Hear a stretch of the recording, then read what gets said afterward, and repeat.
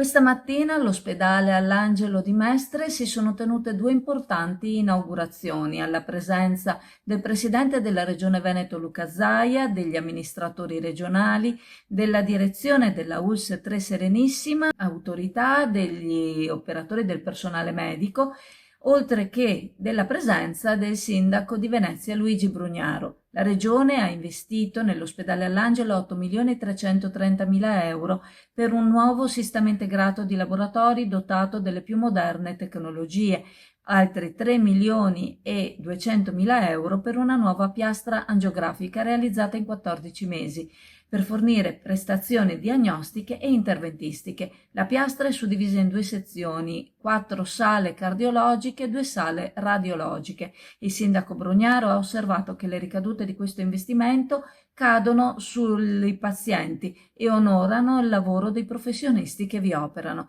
ringraziando tutta la struttura sanitaria per la presenza costante nel territorio.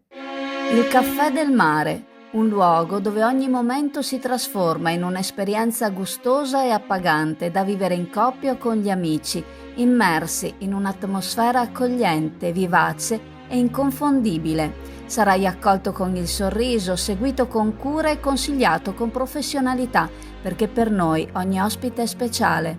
Caffè del Mare, Via delle Nazioni Unite 56, Isola Verde, Chioggia.